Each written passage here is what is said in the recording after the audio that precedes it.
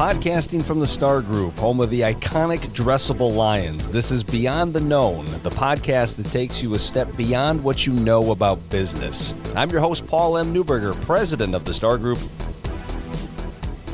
On today's episode of Beyond the Known, our guest is Blaire Busack, principal of the Institute of Technology and Academics. Blaire, welcome to the program today. Thank you for having me. Absolutely. Wonderful for you to be here with us. And I'm a big fan of ITA, as are several individuals here associated with the Star Group. So let's start with this. How did you become involved with ITA? Well, it goes back quite some ways. I moved to Milwaukee because I had just passion for urban youth. I really wanted to work with kids that needed me the most. I grew up in the suburbs, taught there, and was just a little bored. And so when I came to Milwaukee, I started working with some urban schools. Wasn't quite the right fit, and then happened to land at ITA as a middle school teacher 10 years ago. And then just kind of went through the ranks that, no jobs too small, too big. Became the dean of instruction, dean of students, reading specialist, and now finally the principal. Jack of all trades. There's a lot of hats on that there head of yours. Well, some days it's the lunch lady, some days it's janitor, some days, you're on cleanup duty. Yeah. You just never know what you're going to walk into some days. Well, you had alluded to the fact that you're passionate about helping urban youth. Is there a story behind that? Where did that passion come to be? Well, it started in Madison while I was doing my practicum, and I was in a second grade classroom, brought cupcakes for my first day, little white sprinkles, and the girl asked for a baggie. I thought that she was going to take the cupcake home. She took off all the little white sprinkles and was like, "Mrs. Busack, I have cocaine." And that's when I said, no third grader should ever know that. That is not what I want for the children that I'm involved with. And that's what opened my eyes to not everybody lived the life I lived, and not everybody has the same experiences I have or the same opportunities I had. And that's really where I decided to move to Milwaukee, because that's where the need is the most, and put down roots here. Yeah, I can see how that would be an eye-opening experience for you. And I think that's a good segue into this next question. Basically, what are some of the specific challenges that low-income schools, low-income students, and their families face on an ongoing basis? Well, doing it for 10 years, you've heard it all. I mean, the drug abuse, the incarceration, the domestic violence. And we're a small school of 300 and some kids, so you get to know the families really well. They've been with us some for 10 years. I mean, the most shocking thing is I was picking up a student for class because he missed his bus. And he's like, "Miss Busack, you want to see my gunshot wound?" And I was like, "Sure." And so again, I grew up in a really small town. That's just not something I was used to seeing. The homelessness rate for some of our kids, they'll call and be like, "We don't know where we're going to be." They need hotel rooms. You just become more than a teacher, more than a principal. You become a resource to your family. Yeah, one of the things that really kind of opened my eyes is I try to get involved as much as I possibly can with local nonprofits. I serve on multiple boards. I think I'd be a professional board member if I could, but there's not enough hours in the day. And one of the organizations that I admire is Feeding America. And one of the things that they had shared with us at a recent event is a sizable portion of youth in the inner cities and their families don't have enough food to get through the day. And I think when you think of starvation, when you think of hunger, you think of sub-Sahara Africa, you think of third world nations, you don't always think right here in your backyard. I mean, to me, that's unacceptable. To me, I don't know how something like that is allowed to happen. I know why it does, but it really is eye-opening for me. So with respect to these challenges that you have encountered with poverty, with violence, with hunger, with all these other things, do you think the situation has gotten better over the years? Do you think it's gotten worse over the years, and how so? Well, I think the situation has remained the same. It's not getting better. It's not getting worse. The obstacles that were in place 10 years ago are still in place now. I honestly believe that we have, like I said, we've got about a 90% attrition rate. Our kids stay our kids. And then the longer that we have them, the more tools they have in their toolkit to, handle the things that come up in their neighborhoods. So they know that they have a safe place. They know that they always have food when they're with ITA. It's so interesting that you say that because it's such a mind shift you have to have. A teacher came to me and said, well, so-and-so is stealing food from the cafeteria. Okay. And so you go to them and you say, you don't have to steal, just ask, and we'll send you home food. And so I think that after they know and trust you, they figure out, well, if I don't have food, they'll give me food. If I don't have a safe place, they'll make sure that I'm safe. So I think the obstacles stay the same, but the longer they're with us, we give them the resources to deal with the things that they experience at their home. Well, let's dive a little deeper into that, because one of the things I want to take advantage of is you're on the front lines. You're seeing things that a lot of us don't. You're experiencing things that a lot of us don't. And I certainly want our listeners to get a better understanding and picture of what exactly is going on. You had said that the situation has remained the same. Well, I guess on one side of the coin, it's a cause to celebrate that things aren't getting worse. But on the other side of the coin, well, we should be concerned that things aren't getting better necessarily. You had said part of the reason that is the obstacles that were there 10 years ago remain.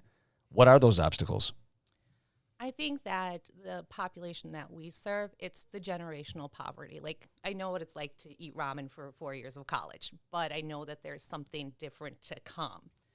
But really, our families have lived in this loop of poverty where there is no end in sight, no light at that end of the tunnel. And our kids are having kids and our babies are having babies, and there's just not enough education out there for our families to see that there is a way out of poverty and to even show them what that looks like. Most of our kids have not left Milwaukee, or even more to say, they haven't left within 8 blocks of their home. So they don't know what it looks like on the south side. Our school is located literally 3 minutes from Mequon, one of the wealthiest suburbs around. Our kids have no clue what happens after those 3 miles, where there's not trash in the roads, where the homes are furnished, where you don't see broken windows and bars on the windows and plywood covering them. They just don't even have a sense of what the change might be. And when you don't even understand what the possibilities are, it's hard to reach that. Yeah, and I'm sure if you had the answers to this question, you would be, not to say that you're not now, but you'd probably be a pretty in-demand person. But how do you break that cycle of poverty? What is the way out of it? Now, I know organizations like ITA require donations, need donations, financial support, I have to assume, and money is certainly an important tool in the toolbox, but is the way out of poverty just to throw money at it? I mean, what are the ways that we start breaking this cycle and starting to see the change that we aspire to bring about in the world here? Well, I think that it's experiences. One of the things that ITA does really well is we take kids places. So it's amazing when I take the 8th graders to go cut down a Christmas tree. They've never been out of the city. They're like, what? Or when you take them to a farm, they've never seen a cow before. When we take our kids to colleges, we take them to Madison. Even our visits to UW Milwaukee, they've never even been to UW Milwaukee when they live 4 miles from the campus. And so it's first that opportunities and experiences to see things outside of the city. And I think also it is teaching kids the professional norms that they don't get in their everyday life. So when I was growing up, I learned how to make eye contact. When I was growing up, I learned how to give a handshake. And those things just don't happen naturally in the environment that they're living in. So you have to teach them how to shake a hand, which you wouldn't have to do in another school. And you have to teach them, and I tell them, I have to teach them how to code shift. Things that happen in your neighborhood, you may have to act a certain way. So when you're on the streets, you need to be tough. You need to protect yourself. But you also need to learn to code switch. When you're in a professional area, you play by a different set of rules. And so when someone says something you don't like at work, you don't get to act the same way you do on the streets. And so it's really teaching them that skill of how to have one foot in both worlds until you can get 2 feet in that professional world and to make it through. Yeah, that's a good answer. I like that. Seeing the cows cutting down a Christmas tree and things that we take for granted based on our experiences and what we've grown up with. How cool is that? We're not just going to teach you how to be a mathematician or how to prepare for a career. We're going to teach you how to be prepared for life. So kudos to you for doing that as well. And I have to imagine, despite the challenges, despite the struggles, there's probably been a good amount of success stories that you've seen and that you've witnessed, and it's got to make your job a little bit more worthwhile. So can you share a success story or two based on the work you do at ITA?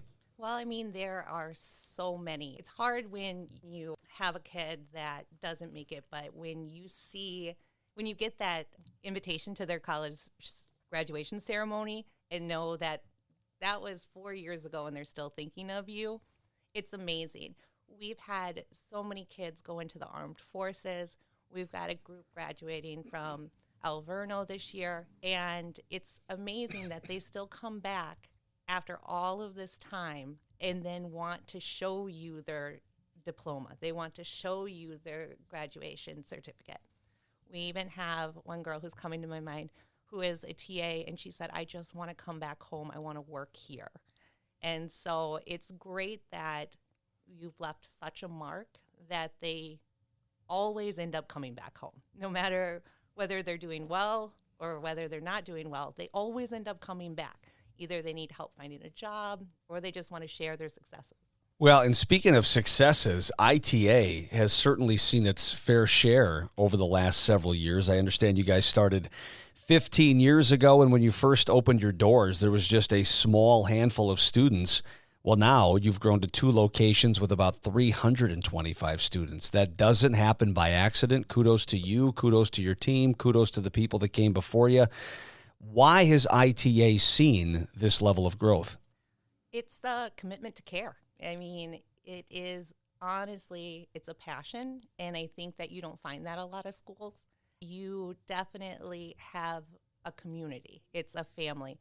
And once you're part of that family, all of a sudden they're like, hey, they tell their sister, they tell your brother, and then they want to be part of that family with you, because it's not something that you get at a lot of schools is just help, and not just help with academics, but just help. Talk to me, speaking of help, talk to me a little bit about the Milwaukee Parental Choice Program. How has that been a help to the families? How has that been a help to the students?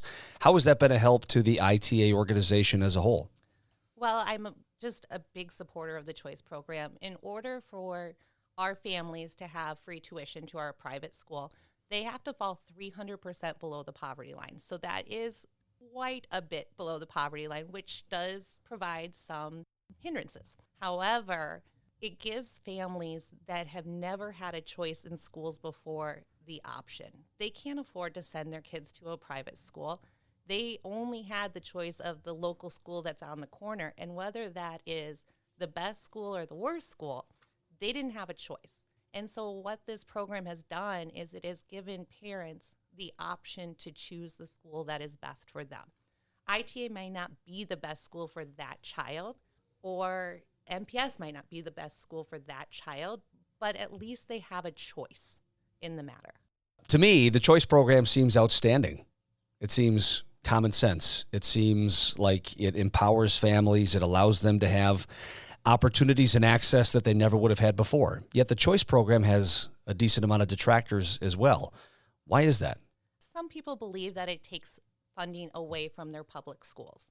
And, well, not really, because the kids don't attend there, so they don't need the money for that child.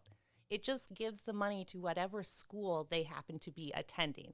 And to be honest, choice schools get funded quite a bit less than public schools. And so it's even doing more with less.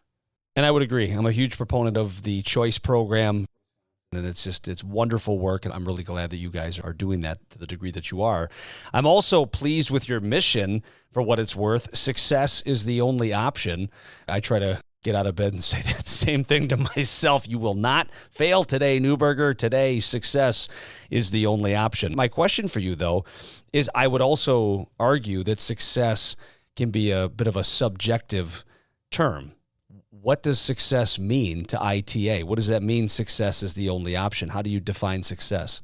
Well, it's interesting that it kind of goes that way. Success is options in my mind. It is the option to do whatever you would like. We do not push four-year college on our students. That's an option. I want you to have every opportunity to attend a four-year college if that's the route you want to take. If you want to go to a trade school, I want you to have all of the background knowledge, all of the schooling, all of the education, so that is an option for you. If you want to go into janitorial, that's perfect. Let me just make sure that's an option for you. So it looks different for every single kid, but what I don't want them to ever be is have a dream and then there not be the option of having that dream. So whatever your dream looks like, we're going to prepare you for that. Yeah, and so just to stay on that again, because I find that fascinating. It's a wonderful slogan to immerse your kids in, your faculty, your staff, everybody. I mean, that's not just for the students for sure, but how specifically is that practiced in the classroom then? How is this behavior learned? How are they immersed in this? How do they become caught up in that as a mission statement? Well, it really comes from the modeling of our staff, of everyone that works at there, is that we're just not going to let you fail. If that means picking you up on a Saturday and bringing you to school, guess what we do? Beep, beep, at 8 o'clock, I'm out front. And so it means trying to problem solve around the problems in their life. So it comes to my head, a kid was sleeping in class all the time. Okay, instead of being mad, why are you sleeping?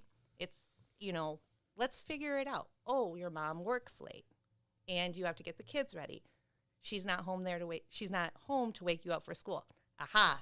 Let's buy you an alarm clock. And so then you send the alarm clock home with the kid because then you're getting to the root of the problem to make success the only option. Yeah, so we're talking about slogans. Well, let's also talk about models. So your model at ITA is crib to college. That is the dream. Can you explain that? What does that mean to you? So we noticed a few years ago that our 4-year-olds were coming behind. And when you start behind when you're 4, it's already really difficult for you. And so that's when a partner business, Hearts and Minds, was opened with Just Julie.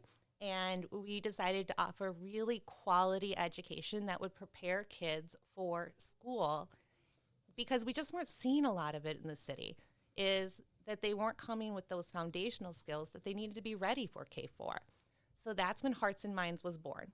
And again, it's only keeps growing. It kind of becomes a pipeline because then we have them when they're 6 weeks old, 2 years old, and then they go into ITA at 4. And you've already got such a strong relationship with the families built, and they're academically ready for 4-year-old kindergarten. And then that brings us to the dream. So right now, the dream is a high school. It is saddening to learn that some kids get so comfortable at ITA. They've got everything they need, teachers at the push of a button, principal at just a phone call away, and then they go to some of these larger high schools in the city, and they get lost. They just don't have the supports. And so opening an ITA high school would really give us that full 18 years of their life to help prepare them for the rest. Well, one of the things, you probably hear this a lot, but one of the things that I admire about ITA is you're not just an educational institution. I mean, I see an entrepreneurial spirit in your organization that you don't find at a lot of entities like yours. I mean, in addition to what you do as an educational institution, you already alluded to that. You opened Hearts and Minds Childcare. In addition to that, you have a catering company, Yummy Foods, which provides quality breakfast and hot lunch to the students. In addition to that, 2 years ago, you decided to start your very own transportation company. I mean, this is like an entrepreneurial model, an entrepreneurial hub. You recognize problems, you recognize areas that need to be improved, and like any good business owner, any good organization, you come up with solutions to those problems. Is this normal, or is this one of these things that sets ITA apart from similar organizations? Well, I definitely think it sets us apart because it wasn't opened as a business model. We found a need that other businesses couldn't provide. Nobody loves our kids like we love our kids. And so with Yummy Foods, we noticed that especially in our area, 85th and Brown Deer, the grocery stores have closed, that there's nowhere for our families to get food. And that's when, okay, we're doing a salad bar every day. Our kids need fresh fruits, fresh vegetables. We would go and we would see our family shopping at Menards for their groceries. And that's when, we're able, as Yummy Foods, to provide something to them that no other company could, or that just what we needed at the time. The same thing with the transportation company. I love my city, but the city isn't safe. And having kids on the bus stops, having kids being dropped off at 5 o'clock, it's dark. It just wasn't what was best for our kids. The drivers didn't know our kids, didn't know our families. So being able to have our own transportation company, we were able to take all of that over. No more corner stops. We're picking you up and dropping you off at your house because that's what's best for you. We're able to hire our own drivers that know the parents, have their phone numbers, call, know when something doesn't look right because that's what's best for you. So the businesses, they're great, but they came out of just our overarching love for the children. What is best for them? Yeah, and I'm curious about what ITA has done to help your students succeed in the midst of this global pandemic. I mean, you hear education in the news a lot as a result of some of this disruption. Many schools are back. Some schools still aren't. Many people are chomping at the bit to come back. You've got some teachers' unions that still don't want to come back. I mean, there's just a lot of dialogue around education during this period of disruption. So what has ITA done to help your students succeed during these really unprecedented times? Well, of course, having the Yummy and the transportation let us take care of their most basic needs. We know that as a school, we provided most of the nutrition for them. So Yummy Foods, we give them 5 days of food, 5 days of breakfast, gallons of milk every single week. We also know that with the population we serve, they aren't mobile. So I know some schools, they have to come and pick it up from the school. Our families can't do that. So we deliver it to you. Every single week, the drivers know you. And I mean, our parents are so grateful. They send me pictures of their kids eating. They're just so happy to have that still in place. In addition to that, we're able to drop off materials to them. So because we've got drivers that stop there every week, they get their new workbooks, they get their new packets, they get their new everything they need to be successful. And that's so important because many of our families aren't technology literate. They don't know how to submit a Google form. They don't know how to upload a document that their kid has completed. So in an effort to make it ease of this already very difficult time for them, that's fine. We'll just pick up your paperwork, we bring it to school and get it to the teachers for you. I guess the last thing is just ease of being there. Parents call, they're like, we do not know what's going on with that computer. Okay, we'll be right out. And so we just go to their house. Let me help you through this. A lot of them just don't have the technology skills that is needed to be completely digital learning. So just being a phone call away and being willing to go out into your community, go in, sit down on the couch and be like, let me help you through this. Let me show you how Google Docs works. Yeah, one of the things that really stands out to me, Blaire, in addition to your passion, in addition to your why, in addition to your calling to do this on an ongoing regular basis, is your insistence that you're never too good for any job, that there's nothing beneath you. And part of the reason that I admire that about you is you remind me of my father. And one of the things my dad did to put my brother and I through a private Catholic school that we really couldn't afford was for about 12 years. He took a second job as a paper boy. This 40-year-old man stuffing papers, delivering papers at 1 a.m. And I always thought, Dad, being a paper boy is beneath you. Why are you doing this? My dad retired, only he didn't, and now he drives limo from time to time, and he'll be running errands for the family. He'll go to the Pick and Save and buy groceries. Dad, you're not a servant. You're nobody's errand boy. What are you doing? And I remember one time, and my dad doesn't lose his temper. He lost his temper to some degree. Paul, there's value in hard work. I'm not too good for any job. And that really spoke volumes to me. And it seems like you have that in common with my father. Have you always been that way? Is that a trait that you learned? And if so, who'd you learn that from? Well, I'm going to have to say your dad sounds just like my dad. He has always told me right is right and wrong is wrong. And when it's gray, that's the hard time. And so if you know something is right for a family, you go do it. If you know that this is what's best, you go do it.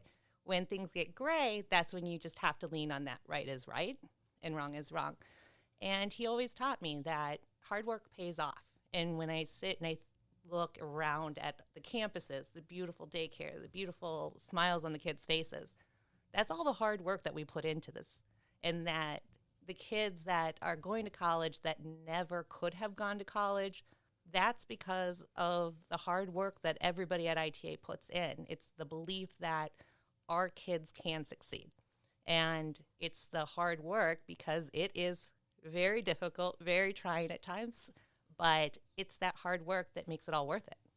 So just like you've inspired me during this conversation, I guarantee you've inspired a number of our listeners as well. And one of the things that's unique about our listeners is we're not just philosophizers. We're not sidelines people. We are in the arena kind of people. So give us a call to action. Let's do this as a two-part question. One, what is ITA's greatest need right now, and how can people assist with those needs? Our greatest need is partnership and funding. As you said, we are trying to grow, and in order to help our kids be successful and get to that adulthood, we need to expand. We need a gym, we need a high school, and my love would be able to reach more kids. Right now, we have been waitlisted for 8 years, and that just means that there's kids out there that want our help, but we just can't because we don't have the space and we don't have the funding to build that. And so what we need is partnerships that will help us, put us in place with the right people that share our vision of helping the kids in Milwaukee. Because like you said, there's a lot of people out there that want to build houses in foreign countries or send money overseas. There's kids in this city that need us. There's kids right here, right next door, like you said, don't have enough food, don't have that safe, stable home. And that's what ITA provides for them. So if somebody wants to get involved, if somebody wants to partner with you, donate money, whatever the case may be, how do they get in touch with you? So we are on social media, Institute of Tech. And then we also have our website, which is Institute of Technology and Academics. And you can just connect with us. Of course, they can always give me a call, 414-365-9375. I will always talk with anybody that will listen about ITA. Well, I really do appreciate your time in the studio here today, Blaire. What a blessing to chat with you. What a blessing that you've been to your students, to the alumni, to their families. I mean, your life matters. You are doing some truly amazing work. And just for people that are listening to this, again, I try not to play favorites or anything, but boy, could you imagine a life without hope? And to some degree, some of these students come to you without a lot of that. And during the formative years of their life, when their brains are still developing, when their philosophies are still developing, when they've got their entire future in front of them, what better time to give these students hope? So I really do appreciate it, Blaire. Thank you so much for being here. Thanks for all the good work you do on ITA, and please keep up the good work and don't be a stranger. Thank you. Thanks for listening to Beyond the Known with Paul M. Newberger. If you like our show and want to know more, check us out at stargroup.com. That's STARrgroup.com/podcast. We're also available on Apple Podcast or wherever you listen to podcasts.